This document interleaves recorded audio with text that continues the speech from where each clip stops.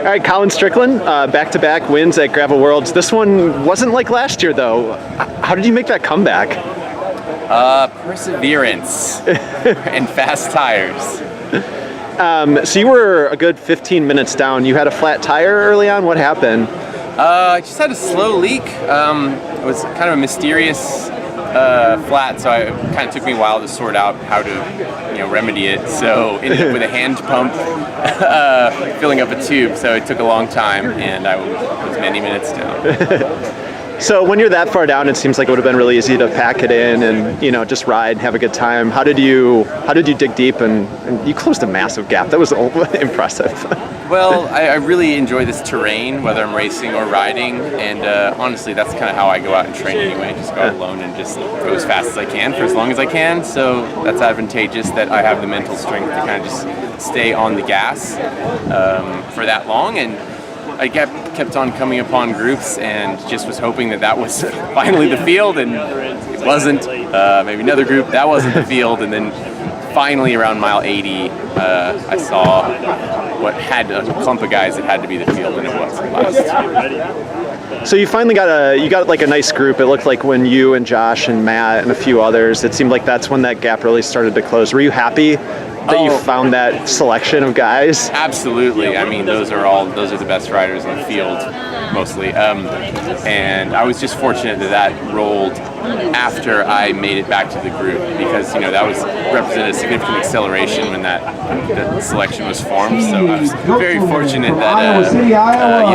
I made the bridge before those guys rolled away. I don't think I could have caught them alone. I was pretty smoked. And how did you end up getting Matt at the end? There was two of you. Where did you make the move? Yeah, so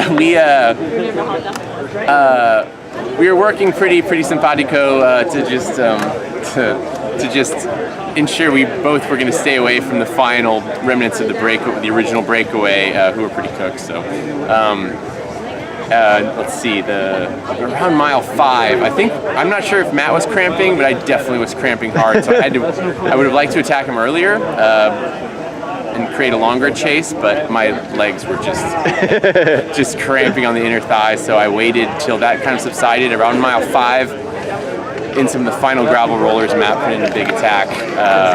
And I was able to close it over the top of the hill and then let him get a little gap on the descent, and then ripped it up to about 36 miles an hour and just flew by him when he wasn't really expecting it, because no one attacks on a downhill. Yeah. And then from there was able to hold it through the final gravel turn, and then just from Emporia, Kansas, he almost closed it down, but I think that's where you have to just keep pushing, because it's just a battle of wills at that point. So by the time we hit the final gravel climb, he was ready to. I think he was ready for second place after second place. So. And then finally, pretty good day for your team. Amity finished second. Michael was in the lead break for a while. So are you happy with how Dan had a nice crash? Yeah, Dan had an exciting crash early.